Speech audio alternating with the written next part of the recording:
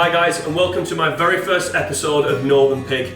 I'm going to be showing you through YouTube, Instagram and Facebook how to make some amazing food without breaking the bank. I'm going to be showing you today how to make an awesome Christmas sandwich. We're going to look at how to do some hearty, silky pastas, looking at some beautiful stews, some amazing pizzas. I would love to hear your feedback, so please feel free to comment, drop me a message, and cheers everyone. Thank you very much.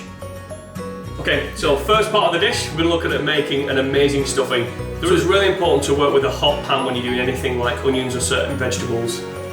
Get the gas on there nice and hot, and make sure you've got something, a little bit of oil in the bottom of the pan and a little bit of butter. And you're going to want to do little chops all the way down to the bottom, just where the base of the onion is. And then after that, slices all the way along. These will get you really fine little diced onions that you're going to see there. It's not going to take too long to do in the pan, it's always going to get that nice caramelisation on them as well. Turn your heat up. Now you're going to want a little bit of fragrance with those onions that you're going to be cooking. Personally myself, I do like using garlic. Easiest way to do this, smack it with the back of a knife. You can peel the skin off that garlic really easily once it's done that. You don't want to overpower the dish, so once it's done, give it a little chop.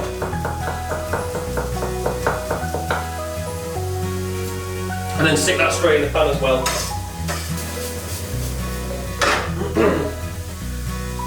So once you've got the onions in the pan, that is the start of your stuffing. And you've basically got three elements. You've got your vegetable, for this we're using the onion at the bottom. Again, you can use leeks or shallots. You've then got your bread. Your benefit about using bread is you can use leftover bread. Use baps, use rolls, use sliced breads.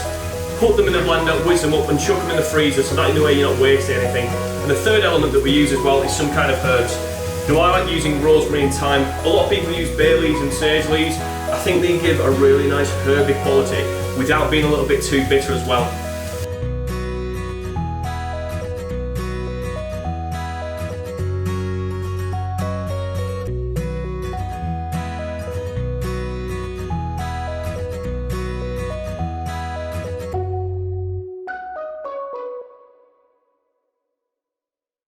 Out your bacon. Now I'm using smoked bacon, streaky bacon.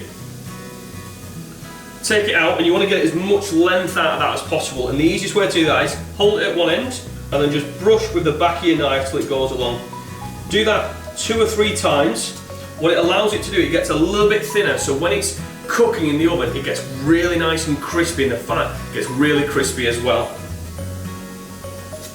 And simply take the end of one of your sausages and roll it up. And it's as simple as that, and we're going to do that for the other 4 sausages that we've got here as well. Just done, a little bit of drizzle of olive oil in there. That just helps them to stop sticking to the bottom of the pan, and it colours the bacon really well as well.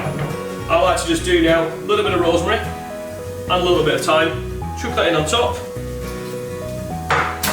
A little bit of garlic in there as well.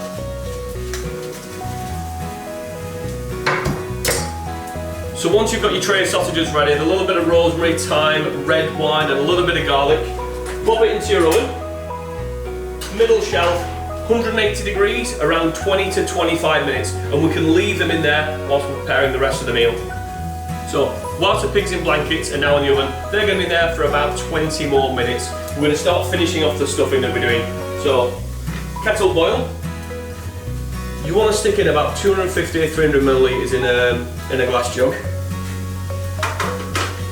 Now, I've used dried breadcrumbs here. I've mixed it with a little bit of salt and pepper, there's some red onions in there and some chopped bay leaves and some sage, rosemary and thyme. Again, I do like it quite fragrant. So I've tipped some of those in. You can leave that to rest for about 4 to 5 minutes. Those dried breadcrumbs are going to absorb all that water and all those herbs, it's going to become really flavoursome. Whilst we're doing that, take the 2 sausages that you haven't used, cut them down the middle. These are going to form a really good base for the stuffing that we're making.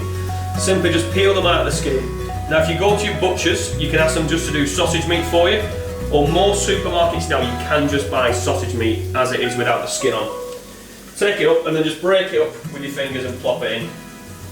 After about 4 to 5 minutes, we're going to put it in these little trays here, a little bit of oil in, and then put it in the oven for about 10 or 15 minutes. Pigs in blankets have been there for now about 20 minutes and the stuffing's been in for about 15 minutes. So the next part that we need to do is the turkey steaks. If you don't like turkey, you can use chicken. If you've done a gammon the day before, you can shred that and put it in there as well. It's quite a versatile dish depending on what you use the meat for. Even use a little bit of roast beef, and instead of using the brie that we're going to top it with, add a little bit of Stilton instead. So once you've been to your butchers, you can either get them to butterfly your turkey breast, or take the turkey breast itself, cut it open down the middle, and then just season it, and that's all that we're going to do today.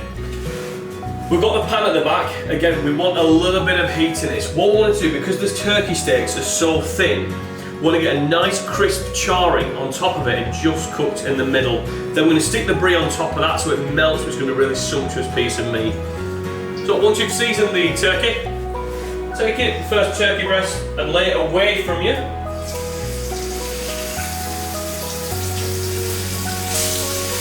So what we're doing is, we're going to get a nice caramelisation on top of the turkey breast. The oil's going to stop that from burning too much, and at that point, that's going to stick in, put in a nice chunk of butter. When you're putting cold meat or cold turkey into a hot pan, you're taking down the temperature of the pan, so it's really important that you have a high heat pan, because it cools down, you're still going to continue cooking it.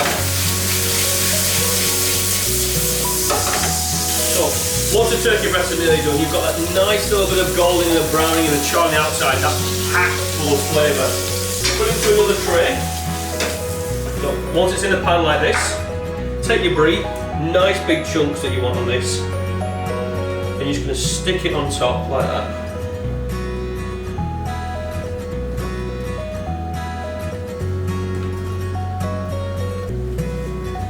What we're going to do now is take that pan and stick it straight into the bottom of the oven. That brie is going to melt and it's going to ooze, and it's going to be really tasty with that turkey. We've got that beautiful turkey that's been sitting in those little bits of juices. The brie's just started to melt as well. Next, that gorgeous stuffing that we made. You've got that nice bit of caramelisation just crisped on top as well. And because we put that oil in, it's easy to get it out of those moulds. And last but not least, my favourite, the beautiful pigs in blankets. Okay, so we've got the ciabatta. Take any chutney that you like. Those beautiful pigs in blankets that we made. Take 2 of those. Now we're going to come in with the stuffing. And then the final part, that lovely turkey breast. Thank you very much to everyone for watching my very first episode of Northern Pig. I'm really happy that you've tuned in to watch us. Please feel free, I want to see comments and messages, things that you like, you didn't like. I also want to see what you want me to cook as well. Thank you very much and have a good Christmas.